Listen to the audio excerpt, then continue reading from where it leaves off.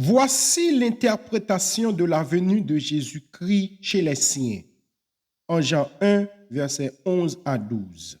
Un grand salut à tout un chacun. Mon nom est Divinson Michel.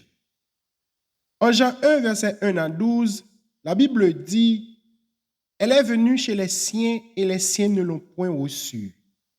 Mais à tous ceux qui l'ont reçue, à ceux qui croient en son nom, elle a donné le pouvoir de devenir enfants de Dieu, lesquels sont nés. » Ces textes montrent que pour qu'un homme ait la nouvelle naissance, il doit recevoir Jésus-Christ dans sa vie.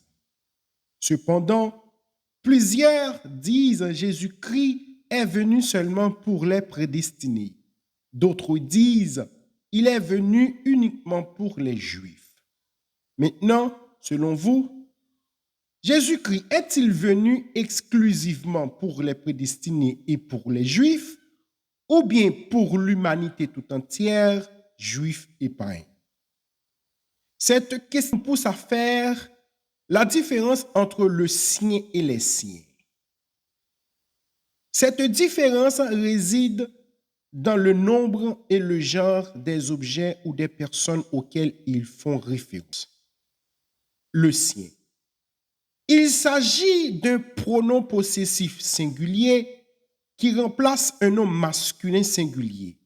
Par exemple, ce livre est le sien, signifie ce livre est à lui ou à elle. Tandis que les siens, c'est également un pronom possessif, mais il est pluriel. Il remplace un nom masculin pluriel ou un groupe de noms de personnes ou d'objets. Par exemple, les enfants sont avec les siens. Il signifie les enfants sont avec ses ou leurs proches. En résumé, le sien est utilisé pour un objet ou une personne singulier ou singulière et les siens pour plusieurs objets ou personnes. Voyons le mot peuple. Le mot peuple est généralement un nom singulier, même lorsqu'il désigne un ensemble de personnes. Il fait référence à un groupe pris dans son unité, comme dans l'expression le peuple français. Cependant, dans certains contextes, comme dans l'expression les peuples du monde, il peut prendre un sens pluriel, désignant plusieurs groupes ou nations, mais dans son usage classique, peuple reste un nom singulier.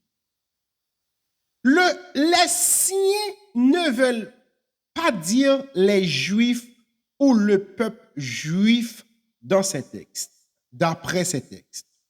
Mais cela veut dire les hommes ou les peuples du monde.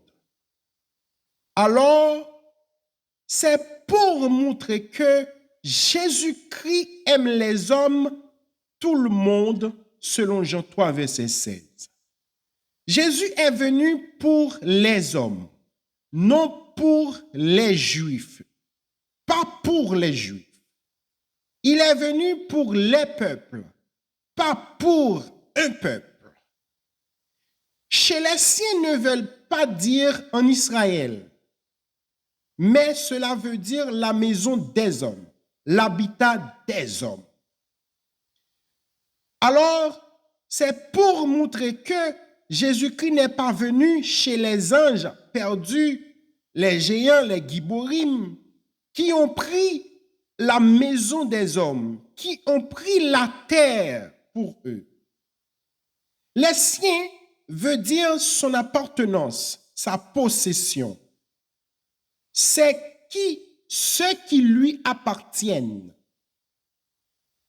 Les hommes appartiennent à Jésus-Christ, pas aux anges déchus, pas aux démons, aux reptiliens, aux extraterrestres, aux animaux spirituels. En conclusion, Jésus n'est pas venu pour les Juifs ni pour les païens. mais Jésus est venu chez les hommes, sur la terre et pour tous les hommes. Que Dieu vous bénisse.